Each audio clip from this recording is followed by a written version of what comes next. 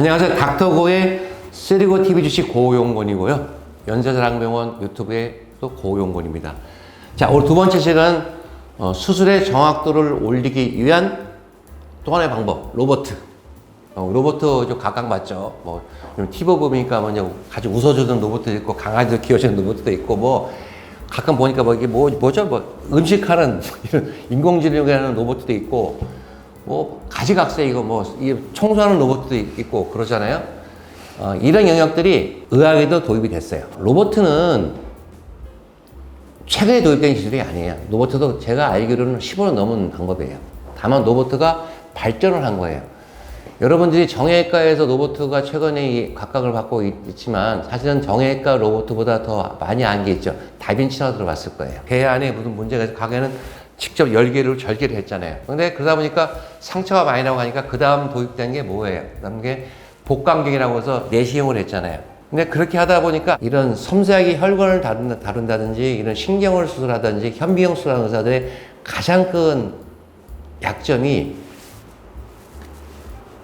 이거예요. 손을 떠는 거. 중증 외상 때 보시면 나오잖아요. 저도 봤어요. 봤는데 골든타임 나오고 그러자는데 가장 큰 약점이 이 손을 떠는 거고, 그리고 그러다 보면은 이 정확도를 또 나이가 되면 이게 수술은 잘할지 모르지만 이 정확도 이렇게 깊이 가기가 힘들잖아요. 그래서 그런 사람의 손을 대신하는 게 바로 로봇 손을 이용한 거예요. 로봇 다빈치. 어떻게 하느냐? 의사가 밖에서 로봇으로 팔을 지휘를 하는 거예요. 로봇 화면을 보면서 수술장에는 로봇 팔이 들어가 있는 거예요. 그래서 이게 입력하고 지휘를 해가지고 로봇가 떨질 않고 정교하지 않고 깊이 들어갈 수 있기 때문에 이 수술하는 게 바로 다빈치 수술이에요. 일반 외과 시작한 게 요즘 갑상선도 하기도 하고 뭐 저는 잘 모르겠어요. 뭐 유방암도 하기도 하고 뭐 전립선 해서 모든 대학들이 다빈치 수술 해가지고 많이들 하잖아요. 그러다 보니까 정형외과에서도 우리도 할 수 있잖아요. 그래서 도입을 한 거예요. 로봇은 역사가 한 15년 넘습니다. 로봇 하니까 여러분들이 착각하는, 잘 모르시는 저도 그랬지만 TV에 나오는 로봇가 수술하는 줄 알고 있어요. 그런 게 아니고 다빈치 같은 경우도 로봇가 들어가서 이런 절규하게 팔이 움직이는 것처럼 정형외과 로봇은 로봇 팔이 있어요. 사람의 손을 대신해주는 로봇의 팔이 달려있는 거예요. 1세대 로봇은 어떤 분이냐면은 진짜 모든 걸 다 로봇가 했어요. 수술 전에 수술하고자 하는 사람의 무릎을 CT를 찍어요. 그럼 CT를 가지고 이걸 분석해요. 분석하는데 한두 시간 걸리고 굉장히 시간 오래 걸린 다음에 분석된 결과를 컴퓨터에 입력을 시켜요. 그러면 이 컴퓨터가 자기가 갖고 있는 로봇 팔이 있잖아요. 거기다 지시를 내리는 거예요. 1세대 보면은 의사는 절개만 하고 열어만 놓으면은 이 팔이 들어가서 치워져 다 하는 거예요. 근데 로봇 팔을 처음에 나온 것은 이게 밀러로 가는 방법이었어요. 시간 엄청 걸리겠죠. 시간 엄청 걸리고 중요한 것은 명령을 내려야 되잖아요. 명령을 누가 내려요? 컴퓨터가 내리죠. 근데 컴퓨터의 명령을 누가 해요? 의사가 명령을 내리죠. 어떤 걸로? 수술에 찍은 CT라는 그런 걸 분석해서 CT 베이스로 해서 사람의 무릎을 분석해야 되는데 이게 시간이 오래 걸리거든요. 그리고 또 의사들이 공학도가 아니기 때문에 잘못 입력할 수도 있다는 거예요.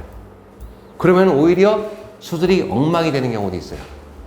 이해하시겠어요? 그리고 아무래도 이 시간이 오래 노출되다 보니까 감염의 위험도 올라가고 그래서 이게 좀 철수를 하던 분위기였다고 지금도 하고 있는 사람이 있죠. 그러면서 섞었어요. 어떻게?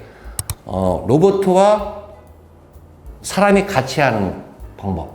그러니까 로봇가 들어와서 하고 사람이 보조 이런 방법들을 한 거예요. 근데 원래는 똑같아요. 컴퓨터에다가 의사가 입력을 시켜주고 아니 공학도 입력을 시키고 움직이는 방법. 근데 두 번째까지 방법은 이게 제어가 안 됐어요. 막 수술하는데 내가 입력했는데 이상하단 말이야. 끊어야 되는데 끊지 못한 거예요. 그러니까 수술이 엉망이 되는 경우가 있겠죠. 그래서 마지막 발전했던 버전은 뭐냐면은 로봇에다가 컴퓨터에 입력을 시켜줘요. 똑같은 거 수술 전에 입력을 시켜서 명령을 내려요. 그럼 컴퓨터가 그 명령을 자기가 분석해서 로봇 파에다가 명령을 내리는 거예요. 근데 바뀐 게 있어요. 어떻게 바뀌었냐면은 과거 방법은 명령만 되면 끝났는데 지금 방법은 명령을 내리는데 자기가 내린 명령에 어긋나면 수술이 멎어버려요. 아무래도 그런 위험성을 줄이겠어요. 근데 로봇도 하나의 단점이 좋은 방법이 좋은 수법이고 환자분들이 보고 되게 좋다고 저는 생각하고 앞으로도 계속 발전할 것 같아요. 근데 문제는 제가 내비게이션에 계실 때 등록하는 것처럼 로봇도 등록을 해야 돼요. 그러니까 시간이 좀 오래 걸려요. 그리고 요즘 방법처럼 경험이 없는 의사들이 막 하다 보면은 이게 멎어버리면은 이게 답이 안 나오는 거예요. 시간이 오래 걸리기 때문에 시간에 노출될 수 있는 위험이 있다는 거. 그리고 입력을 하기 위해서는 굉장히 경험이 중요하다로 생각하시면 됩니다. 이해하시겠어요? 이 로봇 같은 경우는 수가가 좀 더 비쌉니다. 왜냐면은 이게 비급이기 때문에 병원에 따라서 한 100만 원, 200만 원까지 더 받고 있다고 아시면 되는 거예요. 수가가 올라갈 수 있다. 근데 다빈치에 비해서는 그래도 저렴해요. 다빈치 같은 건 뭐 1,000만 원씩 받거든요. 근데 정형외과형 로봇 영역은 조금 가격이 그래도 많이 있게 올라가지 않았다. 근데 환자는 부담이 된다. 이렇게 제가 말씀을 드리면서 로봇 얘기는 제가 또 다음에 필요하면 또 이어가도록 하겠습니다. 예, 감사합니다.